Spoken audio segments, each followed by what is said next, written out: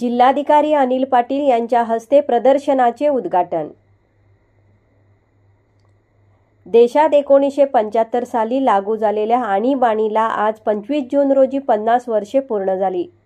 या निमित्त जिल्हा माहिती कार्यालयाच्या माध्यमातून देशात सन 1975 ते 1977 मध्ये लावलेल्या आणीबाणीतील घडामोडींवर आधारित सचित्र प्रदर्शन भरविण्यात आले। या प्रदर्शनाचे उद्घाटन जिल्हाधिकारी अनिल पाटील यांच्या हस्ते संपन्न झाले।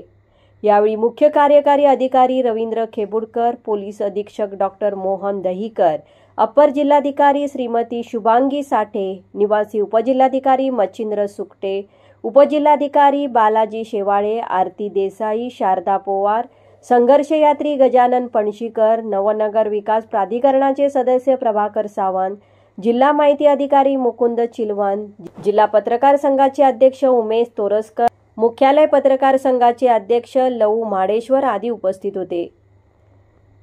देशात 1975 साली लागू झालेल्या आणीबाणीला आज 25 जून रोजी 50 वर्षे पूर्ण होत आहेत।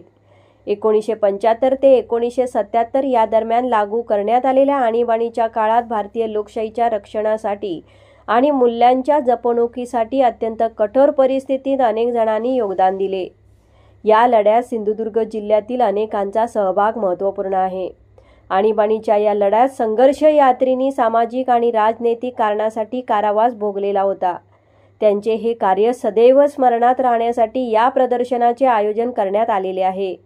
हे प्रदर्शन 27 जून पर्यंत नागरिकांना बघण्यासाठी उपलब्ध असणार आहे। या प्रदर्शनाचा नागरिकांनी लाभ घ्यावा असे आवाहन जिल्हाधिकारी अनिल पाटील, जिल्हा माहिती अधिकारी मुकुंद चिलवन यांनी केले आहे। नंबर 1 निर्धार न्यूज, ओरस।